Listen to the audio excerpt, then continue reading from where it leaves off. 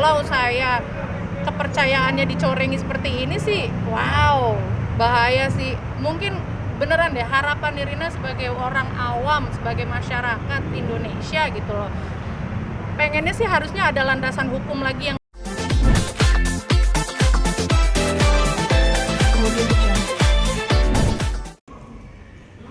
Sidang perkara pidana nomor 249/2022 atas nama terdakwa Riri Kartika dan Tirto, perkara 28 atas nama Ibu Monika dan Ibu Dina, dan perkara nomor 250/2022 atas nama Dr. Ari Ridwan juga dan dinyatakan terbuka untuk umum. Pada hari ini yang dihadiri oleh polisi, maka untuk sidang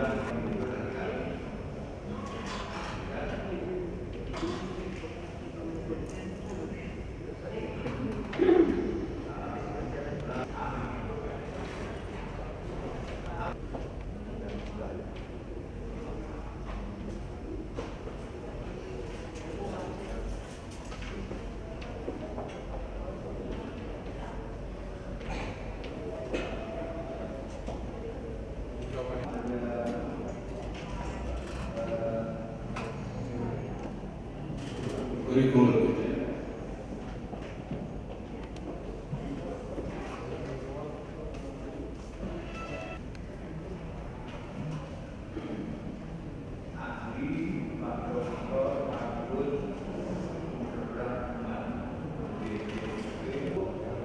Sudah mengatur dakwa atau ada hanya untuk beberapa terdakwa?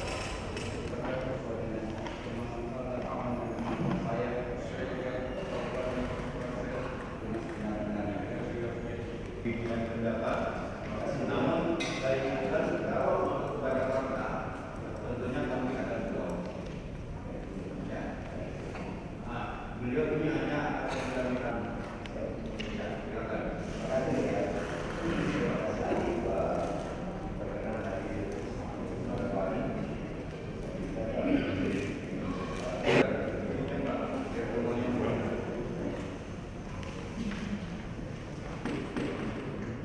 Ya.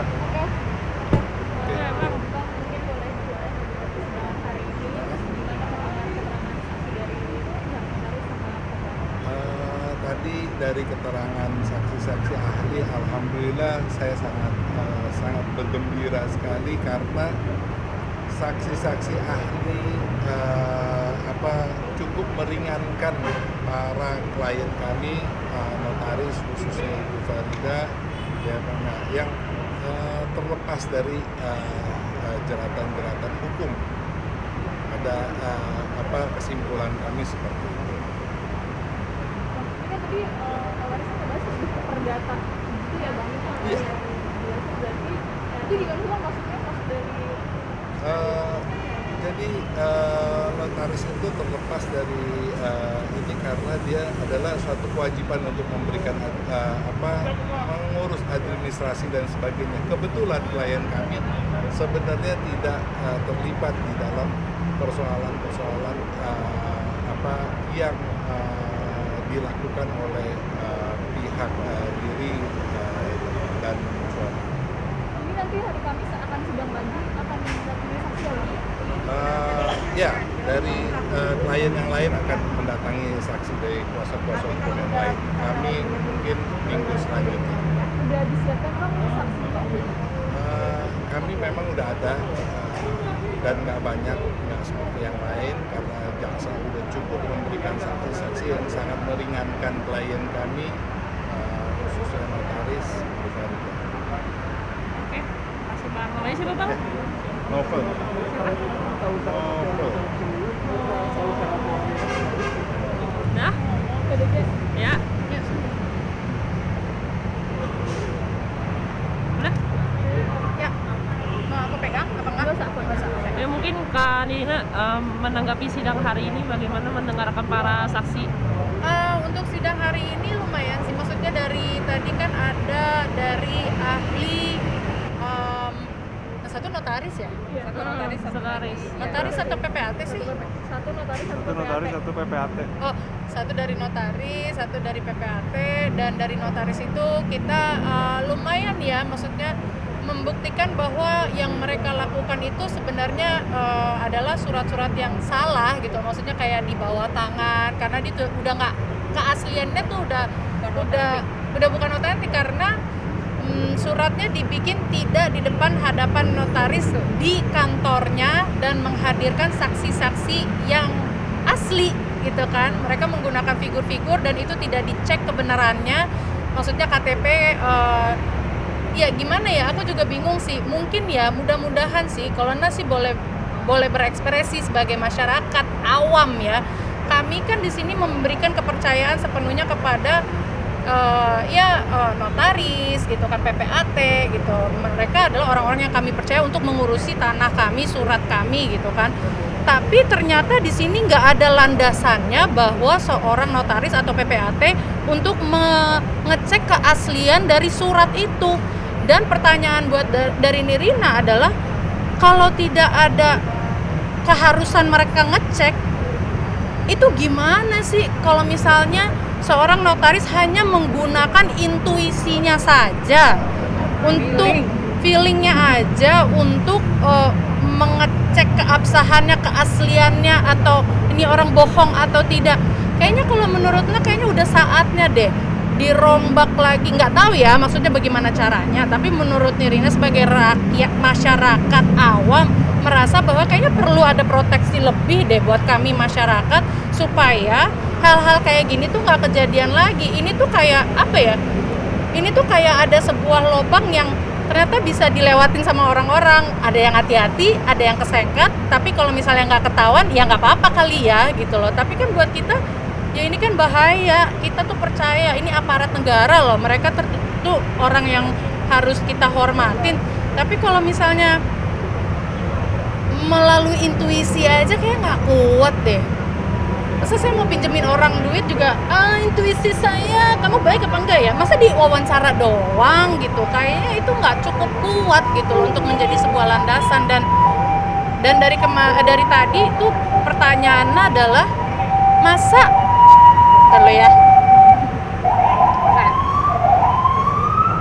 Oke, pertanyaan berikut dari Nirina adalah masa kelalaian dari seorang notaris atau PPAT itu tidak ada pidananya?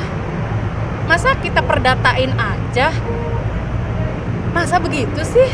Aku sih baru tahu ya, maksudnya dengan kasus ini akhirnya baru tahu bahwa nggak ada informasi seperti itu yang iya. Kita kaget Kok bisa gitu loh. Dan kalau misalnya mereka tidak diberikan efek jerah pidana gitu, ya makanya hal-hal kayak gini sering terjadi, bukan sih gitu loh. Ya ini sih pertanyaannya gitu. Kami kan benar-benar karena menanyakan ini karena masyarakat yang tidak melek hukum terhadap hal-hal yang seperti ini gitu loh. Tapi kan lagi-lagi sebagai masyarakat saya tidak merasa terlindungi.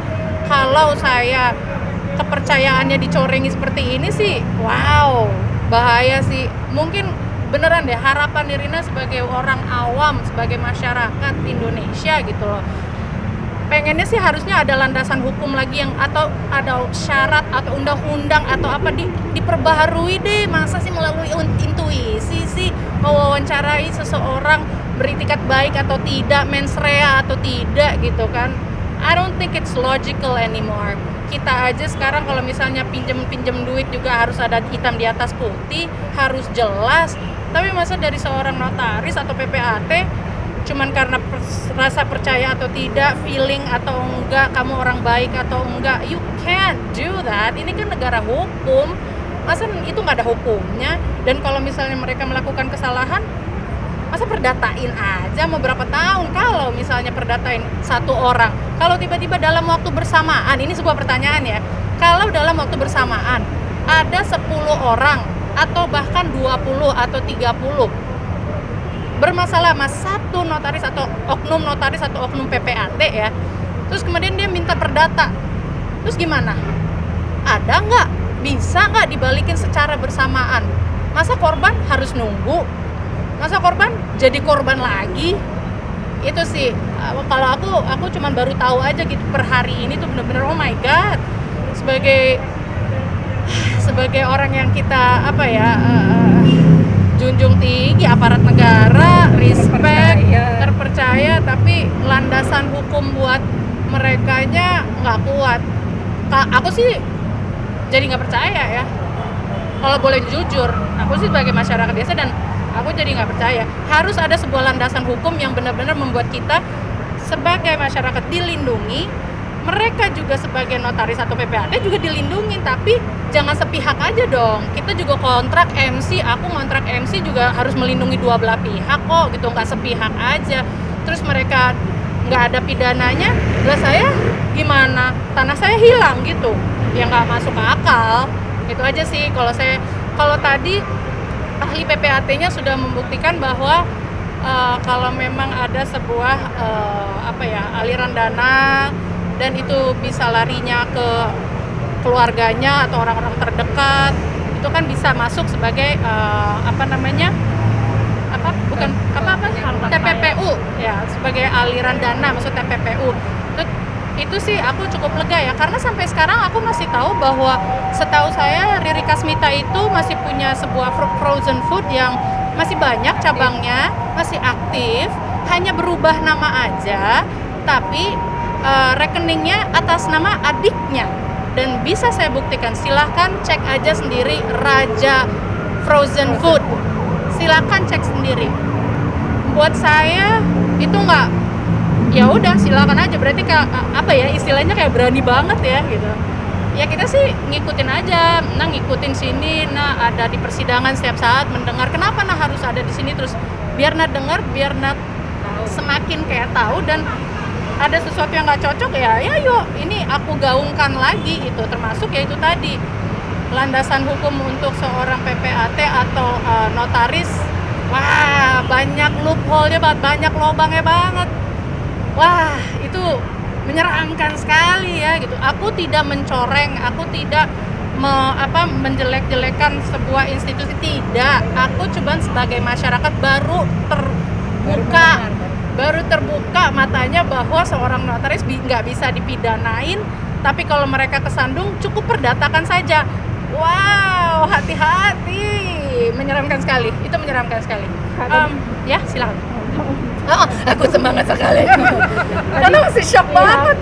Kuasanya Riri bilang kalau dia lega karena kliennya tuh nggak bisa dipidana gitu, cuma data aja. Siapa? Ngedengar keterangan tadi saksi tadi, dia lega katanya kalau ternyata kliennya sebenarnya nggak bisa, notaris nggak bisa dipidana. Riri. Siapa tadi Nggak namanya? mungkin merasa Riri. saksi yang tadi di Ina. dalam persidangan tuh kayak meringankan klien mereka gitu Pak. Notaris Farida. Oh ya, Farida atau apa, mereka bilang nggak? Belum tentu. Ini kan belum selesai. Yang pasti ya itu tadi, kita nggak tahu apa yang akan terjadi ke depan. Tapi yang pasti sebagai masyarakat yang baru saja dimelekkan matanya, aku sih nggak akan diam ya bahwa kalau misalnya seorang notaris atau PPAT mereka kesandung atau lalai terus tidak ada hukum pidananya, nggak terima.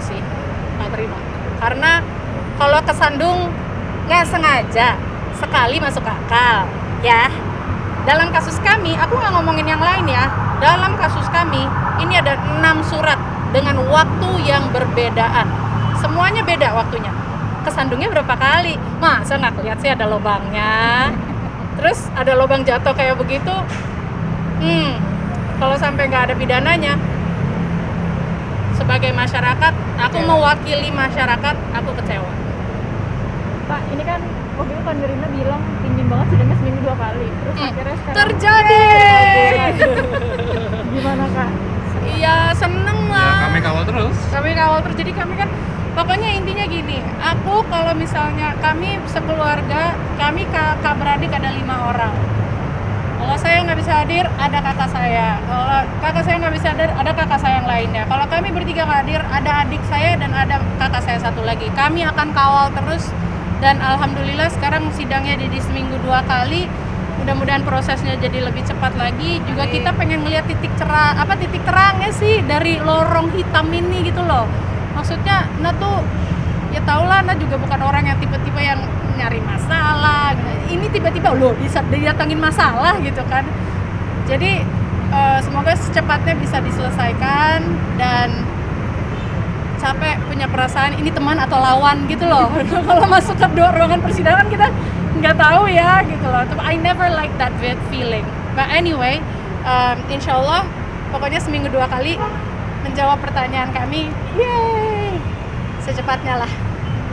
Mungkin karena ada update dari polisi nggak sih, yang orang DPO kemarin kan 3 tersangka sudah ditangkap dan 1 lagi masih DPO, mungkin udah ada update-nya belum sih dari polisi? Belum. Aku sih pokoknya menyerahkan seluruhnya kepada pihak kepolisian untuk DPO-nya gitu kan, sudah dapat atau belumnya aku menyerahkan ke pihak polisi, karena mereka yang benar-benar udah bekerja keras. Bahkan ada laporan yang aku dapetin, laporannya ada yang petugasnya masih belum pulang gitu kan, yang benar-benar pagi malam masih mengintai terus gitu. Tapi yang pasti aku cukup lega bahwa dari kementerian sudah sangat tegas ya kan. Terus tadi juga dari banyak pernyataannya bahwa tadi kan ada ahli notaris kan yang menyatakan bahwa kalau di bawah tangan itu bisa dibatalkan, itu tidak resmi, dan bahkan ke bank sekalipun itu nggak resmi, bisa dibatalkan. Dan kemarin juga Pak Adi juga bilang bahwa ya kalau